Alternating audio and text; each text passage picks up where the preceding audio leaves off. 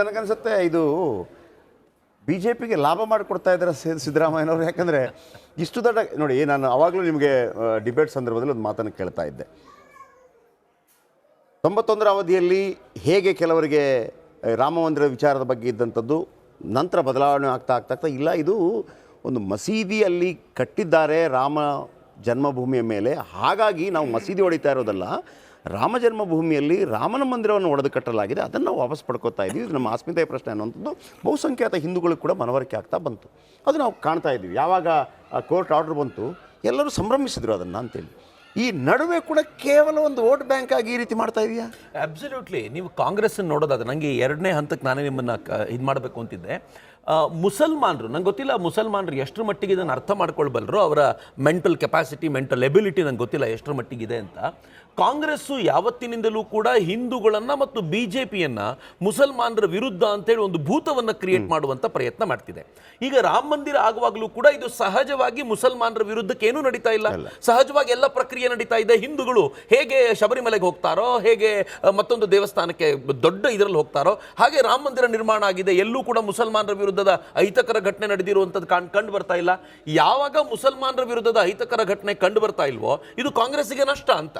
ಅದಕ್ಕೆ ಅವ್ರು ಏನಾದರೂ ಮಾಡಿ ಒಂದು ಬೆಂಕಿ ಗಡ್ಡಿಗೆ ಇರಬೇಕು ಅಂತ. ಮತ್ತೆ ಎರಡನೇದು, ಇತ್ತೀಚೆಗೆ ಕಾಂಗ್ರೆಸ್ಸು ತನ್ನನ್ನು ತಾನು ಮುಸ್ಲಿಂ ಪಾರ್ಟಿ ಅಂತ ಹೇಳ್ಕೊಳ್ಳಿದ್ದಿದೆ.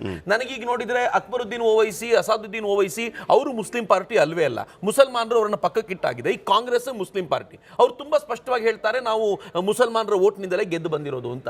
ಈಗ ಅವರಿಗೆ ಇಲ್ಲಿ ಏನಾದರೂ ಕಡ್ಡಿ ಆಡಿಸ್ಲಿಲ್ಲ ಅಂತಂದ್ರೆ ಮುಸಲ್ಮಾನರನ್ನ ಗಟ್ಟಿಯಾಗಿ ಹಿಡ್ಕೊಳ್ಳಿಕ್ಕೆ ಸಾಧ್ಯವಾಗೋದಿಲ್ಲ, ಏನಾದರೂ ಮಾಡಬೇಕು ಅಂತ. ಎಷ್ಟರ ಮಟ್ಟಿಗೆ ಅವರ ಆಲೋಚನೆ ಇದೆ ಅಂತಂದ್ರೆ ನಂಗೆ ಗೊತ್ತಿಲ್ಲ. ಸಿದ್ದರಾಮಯ್ಯನವರು ಟ್ವೀಟ್ ಮಾಡೋಕ್ಕಿಂತ ಮುಂಚೆ ಯಾರನ್ನಾದ್ರೂ ಕನ್ಸಲ್ಟ್ ಮಾಡ್ತಾರೋ ಅಥವಾ ಅವರು ತಮ್ಮ ಧಾರ್ಷ್ಟ್ಯದಿಂದಲೇ ಅದನ್ನು ಮಾಡ್ತಾರೋ ಅಂತ.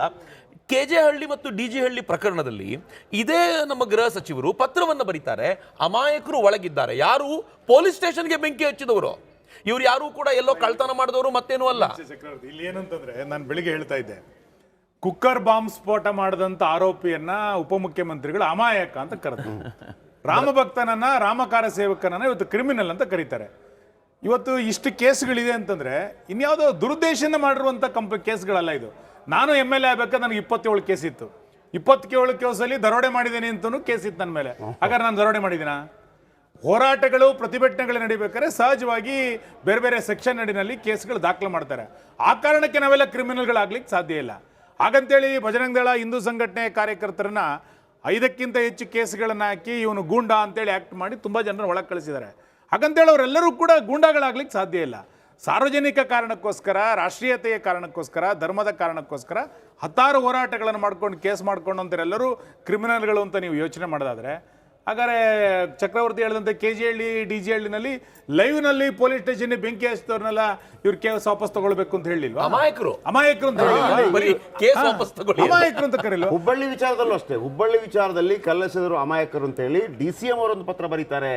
ಗೃಹ ಇಲಾಖೆಗೆ ಹಿಂದೆ ಪತ್ರ ಬರೆದಿದ್ರು. ಸರ್, ಇದೇ ಈಗ ಮಂತ್ರಿಗಿರಿಯಲ್ಲಿ ಇದ್ದಂತವ್ರೊಬ್ರು ಹುಬ್ಬಳ್ಳಿಯಿಂದ ಆ ತರ ಮಾಡಿದವ್ರನ್ನ ಹೊರಗಡೆ ಕರ್ಕೊಂಡು ಬಂದಾಗ ಗಿಫ್ಟ್ ಕೊಡ್ತಾರಲ್ಲ ಸರ್, ಅವರಿಗೆ ಹಣವನ್ನು ಕೊಡ್ತಾರೆ.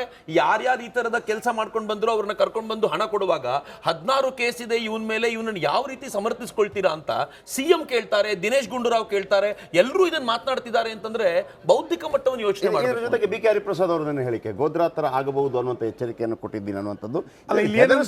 ಹೋಗಬೇಡಿ ಅಂತನ, ಅಥವಾ ಅವ್ರ ಬಳಿ ಯಾವುದು ಅಥವಾ ಒಂದು ಕೌಂಟರ್ ಕೊಡ್ಲಿಕ್ಕೆ ಬೇರೆ ಇಡೀ ದೇಶದಲ್ಲಿ ರಾಮ ಮಂದಿರದ ಪರವಾದಂತ ಒಂದು ಮೂಡ್ ಸೆಟ್ ಆಗ್ತಾ ಇರಬೇಕಾದ್ರೆ ಒಂದು ಮುಸಲ್ಮಾನರಿಗೆ ಒಂದು ಭಯವನ್ನು ಹುಟ್ಟಿಸ್ಬೇಕು ಮತ್ತು ಬಹಳ ಸ್ಮೂತ್ ಆಗಿ ರನ್ ಆಗ್ತಾ ಇದೆಯಲ್ಲ ಅಂತ ಇವ್ರಿಗೆ ಟೆನ್ಷನ್ ಆಗಿರ್ಬೇಕು ಕಾಂಗ್ರೆಸ್ಗೆ ಮೋಸ್ಟ್ಲಿ.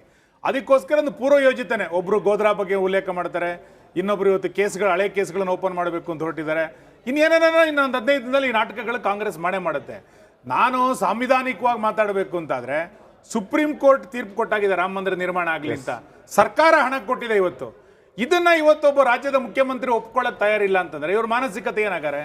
ಸುಪ್ರೀಂ ಕೋರ್ಟ್ ತೀರ್ಪು ಕೊಟ್ಟಿರುವಂತ ಈ ಭೂಮಿಯ ಮೇಲೆ ರಾಮ ಮಂದಿರ ಆಗುವಾಗ ಇದೇ ಮುಖ್ಯಮಂತ್ರಿಗಳು ಡಿಸ್ಪ್ಯೂಟೆಡ್ ಲ್ಯಾಂಡ್ ಮೇಲೆ ಆಗ್ತಾ ಇರುವ ರಾಮ ಮಂದಿರಕ್ಕೆ ಡೊನೇಷನ್ ಕೊಡಲ್ಲ ಅಂತಾರೆ. ಸಂವಿಧಾನದ ಎಕ್ಸ್ಪರ್ಟ್ ಅಂತ ಬೇರೆ ಬೇರೆ ಟೈಮ್ನಲ್ಲಿ ಸಂವಿಧಾನ, ಕಾನೂನು, ಚೌಕಟ್ಟು ಅಂತ ಮಾತಾಡ್ಬೇಕಾದ್ರೆ ಇದನ್ನ ಯಾಕೆ ಮನೆ ಮಾಡ್ತಿದ್ದಾರೆ? ಇದನ್ನ ಯಾಕೆ ಜನರ ಮುಂದೆ ಬೇರೆ ಬೇರೆ ತರ ವಿತಂಡವಾದನ ಮಾಡ್ತಾರೆ? ರಾಮಚಂದ್ರ ಸಾವರೇ, ಅವತ್ತಾದಂತ ಘಟನಾವಳಿಗಳನ್ನ ಮತ್ತೊಮ್ಮೆ ಹೇಳಿ. ಎಷ್ಟು ಕೇಸ್ ಇದೆ ನಿಮ್ಮ ಮೇಲೆ? ಆಗ ಎಷ್ಟು ವಯಸ್ಸು ನಿಮ್ದು? ಈಗ 77 ಐ ಥಿಂಕ್. ಅದು 77 ವಯಸ್ಸು ರೀ. ನನಗೆ ಠಾಡಾ ಕೇಸ್ ಹಾಕಿ 6 ತಿಂಗಳು ಜೈಲಿನ ಹಾಕಿದ್ದಾರೆ ಅವ್ರು, ಬೆಳಗಾವಿ ಜೈಲಿನಲ್ಲಿ. ಅದು ತಂಗಿ ತಮ್ಮನ ಹೆಂಡತಿಯನ್ನು ಆಸ್ಪತ್ರೆಗೆ ಕರ್ಕೊಂಡು ಹೋಗಿದ್ದೆ ಅಷ್ಟೇ. 44 ವರ್ಷ ಇತ್ತು ರೀ. ಹೌದು ರೀ, ತಮ್ಮನ ಹೆಂಡತಿಗೆ ಆಸ್ಪತ್ರೆಗೆ ಕರ್ಕೊಂಡು ಹೋಗಿದ್ರಿ. ಅವ್ರಿಗೆ ಆಸ್ಪತ್ರೆ ಬಿಡುಗಡೆ ಅಲ್ಲಿ ಬಿಟ್ಟ ನಂತರ ನನಗೆ ಇಂಡಿ ಪಂಪ್ ಪೊಲೀಸ್ ಸ್ಟೇಷನ್ ಅಂತ ಕರ್ಕೊಂಡು ಹೋದರು. ನೋಡಿ, ನೀವು ಹೇಳಿದ್ರಲ್ವಾ ಕೆಲವರು ಗುಂಡ ಕಾಯ್ದೆಯಲ್ಲಿ ಒಳಗಾಕಿದ್ದಾರೆ ಅಂತ. ಇವ್ರದ್ದು ಹಾಗೆ ಆಗಿರೋದು ಠಾಣಾ ಕಾಯ್ದೆ. ಹೇಳ್ತಿಲ್ಲ, ಈಗ ಪುತ್ತೂರಿನಲ್ಲಿ ಬಜರಂಗದಲ್ಲಿ 5 ಜನ ಕಾರ್ಯಕರ್ತರನ್ನ ಗಡೀಪಾರು ಮಾಡಿದ್ರು. ಏನು ಅಂತಂದ್ರೆ ಅವ್ರ ಮೇಲೆ ಒಂದು 5-6 ಕೇಸ್ ಇತ್ತು ಅಂತ ಅಷ್ಟೇ. ಆ ಥರ 5-6 ಕೇಸ್ ಇದೆ ಅನ್ನೋ ಕಾರಣಕ್ಕೆ ಗಡೀಪಾರು ಮಾಡಿದ್ರೆ ಎಲ್ಲರೂ ಸಾಕಷ್ಟು ಜನ ರಾಜ್ಯ ಬಿಟ್ಟು ಹೋಗ್ಬೇಕಾಗತ್ತೆ, ಜಿಲ್ಲೆ ಬಿಟ್ಟು ಹೋಗ್ಬೇಕು. ವಿಧಾನಸೌಧದಲ್ಲಿರೋರು ಬಹಳ ಜನ ಅನ್ಸುತ್ತೆ. ಇದಕ್ಕೆ ಅರ್ಥನೇ ಇಲ್ಲ. ಈ ಥರದ ಕ್ರಿಮಿನಲ್ ಕೇಸ್ ಇದೆ, ಇವ್ರ ಮೇಲೆ ಹೆಚ್ಚು ಕೇಸ್ ಇದೆ, ಅದಕ್ಕೋಸ್ಕರ ಮಾಡ್ತಾ ಇದೀನಿ ಅದಕ್ಕೆ ಅರ್ಥನೇ ಇಲ್ಲ ಅಂತ. ಎಸ್ ವೀಕ್ಷಕರೇ, ನೋಡ್ತಾ ಇದ್ದೀರಿ, ಒಟ್ಟು 16 ಕೇಸ್ಗಳ ಪೈಕಿ 12 ಕೇಸ್ಗಳು. ಇಲ್ಲಿ ಆ ವಿಜುವಲ್ ಕೂಡ ಇರ್ಬೋದು. ಇವತ್ತು ಸುನಿಲ್ ಕುಮಾರ್ ಅವರು ಕೂಡ ಸದಾಶಿವನಗರ ಪೊಲೀಸ್ ಠಾಣೆ ಮುಂಭಾಗದಲ್ಲಿ ಪ್ರತಿಭಟನೆ ಮಾಡಿದರು. ಆ ವಿಜುವಲ್ ಹಾಕಿ.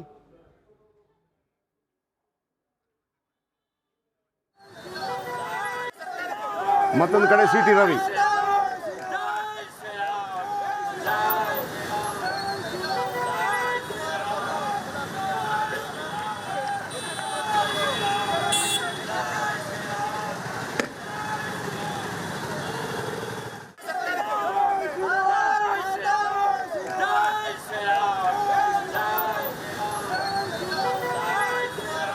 ಚಕ್ರವರ್ತಿ, ಈಗ ನಾವು 16 ಕೇಸ್ಗಳ ಬಗ್ಗೆ ಕೂಡ ನೀವು ಟಿ ವಿಯಲ್ಲಿ ಹಾಕ್ತಾ ಇದ್ವಿ. ಈಗೇನು ಉತ್ತರ ಕೊಡುತ್ತೆ ಸರ್ಕಾರ? ಅದಕ್ಕೊಂದು ಸಮಜಾಯಿಷಿ ಆದರೂ ಕೊಡಬೇಕಲ್ಲ, ಅಟ್ಲೀಸ್ಟ್ ಅದನ್ನು ಡಿಲೀಟ್ ಆದರೂ ಮಾಡಬೇಕಲ್ಲ. ನೀವು ಸಿದ್ದರಾಮಯ್ಯ ಈ ರೀತಿ ಸುಳ್ಳುಗಳನ್ನು ಹೇಳ್ಕೊಂಡೇ ಇರೋದು. ಅಧಿವೇಶನದೊಳಗೂ ಸುಳ್ಳು ಹೇಳೋದು, ಹೊರಗಡೆನೂ ಸುಳ್ಳು ಹೇಳೋದು. ಇಲ್ಲ ಸುನಿಲ್ ರೀ, ನನಗೇನಂತಂದ್ರೆ ಸಿದ್ದರಾಮಯ್ಯನವರಿಂದ ಇದು ಎಕ್ಸ್ಪೆಕ್ಟ್ ಮಾಡ್ತೀವಲ್ಲ ನಾವು, ಬಹಳ ದೊಡ್ಡತನ ನಮ್ದು ಅಂತ. ಇಂಪಾಸಿಬಲ್ ರೀ. ಅವ್ರು ಯಾವತ್ತು, ನಾನು ಅದಕ್ಕೆ ಹೇಳ್ತೀನಲ್ಲ, ಅವ್ರು ಉದ್ದಟತನದ ಮಾತುಗಳು, ಪತ್ರಕರ್ತನಿಗೆ ಮಾತನಾಡುವಂಥ ರೀತಿ. ಮೊನ್ನೆ ಅವರಿಗೆ ಗೃಹಲಕ್ಷ್ಮಿ ಇದು ಇನ್ನೂ ಯೋಜನೆ ಇದು ಬಂದಿಲ್ಲ ಹಣ ಅಂತ ಕೇಳಿದಾಗ ಪಕ್ಕದಲ್ಲಿ ಡಿಸಿನ್ ಬೈತಾರೆ. ಅವ್ರಿಗೆ ಗೊತ್ತಿಲ್ವಾ ನಾವು ಏನು ಮಾಡಿದ್ದೀವಿ, 3 ತಿಂಗಳಿಂದ ಎಷ್ಟು ಕೊಟ್ಟಿದ್ದೀವಿ ಅಂತ? ಆ ಡಿಸಿನ್ ಎದುರುಗಡೆ ಬೈದು ಬಿಡ್ತಾರೆ. ನೀವು ಏನು ಹೆಸರು ಹೇಳ್ರಿ, ಯಾರ್ಯಾರಿಗೆ ಬಂದಿಲ್ಲ, ಯಾರು ಹೆಸರಿಟ್ಕೊಂಡು ನಿಂತಿರ್ತಾರ್ರಿ ಯಾರ್ಯಾರಿಗೆ ಬಂದಿಲ್ಲ ಅಂತ? ಆ ಪತ್ರಕರ್ತ ಒಬ್ಬ ಚೆನ್ನಾಗಿ ಕಿಚಾಯಿಸಿದ, ಒಂದು 20 ಹೆಸರು ಹೇಳ್ತಾನೆ, ಅವ್ರಿಗೆ ಬಾಯಿಗೆ ಬಂದಿದ್ದ ಹೆಸರು ಹೇಳ್ತಾನೆ, ಯಾರಿಗೂ ಬಂದಿಲ್ಲ ರೀ ಅಂತ. ಅಂದ್ರೆ ಸಿದ್ದರಾಮಯ್ಯನವರಿಗೆ ಅದೊಂದು ರೂಢಿ ಇದೆ ಈ ಥರದೊಂದು. ನನ್ನ ಹತ್ರ ಅದರ ಕಂಪ್ಲೀಟ್ ದಾಖಲೆ ಇದೆ. ಸಿಗು ನಾವೇ ಆ ಸುದ್ದಿ ಮಾಡುವಾಗ ಮೊದಲು ನಮ್ಮ ಬಳಿಗೆ ಬಂದಾಗ ನಾವು ಹೇಳಿದ್ವಿ, ನೋಡಿ ಆರಂಭದಲ್ಲಿ ಸುದ್ದಿ ಮಾಡಬೇಡಿ, ಯಾವತ್ತಾದ್ರೂ ಒಂದು ಹೊಸ ಯೋಜನೆ ಬಂದಾಗ ರಾಜಕೀಯ ಪಕ್ಷಗಳು ಹೇಳ್ಕೊತವೆ, ಟೀಕೆ ಟಿಪ್ಪಣಿ ಮಾಡ್ತವೆ, ಬಂದಿಲ್ಲ ಅಂತ. 2 ತಿಂಗಳು ಕಾಯೋಣ ನಾವು ಅನ್ನೋದೇ ಹೇಳಿದೆ. 2 ತಿಂಗಳು ಕಾಯೋಣ. ಅದು 2 ತಿಂಗಳು ಹೋಗಿ 3-4 ತಿಂಗಳಾಗೋಯ್ತು. ಆದರೂ ನಾವು ಸುದ್ದಿ ಮಾಡಲಿಲ್ಲ. ಕೊನೆಗೇನಾಯಿತು, 1 ತಿಂಗಳದೇ ಕಂಪ್ಲೀಟ್ ಆಗಿಲ್ಲ, 2ನೇ ತಿಂಗಳದ್ದು ಮತ್ತು ಬಾಕಿ ಇದೆ, 3, 4, 5 2 ತಿಂಗಳದ್ದು ಬಾಕಿ ಇದೆ, ಮತ್ತೆ ಉಳಿದ 4 ತಿಂಗಳದ್ದು ಕಂಪ್ಲೀಟ್ ಬಾಕಿ ಇದೆ. ಅದಾದಾಗ ಆ ಸುದ್ದಿಯನ್ನು ಎತ್ತಿದಾಗ ಅದು ಭಾಳ ದೊಡ್ಡ ಸುದ್ದಿ ಆಗಿದ್ದು.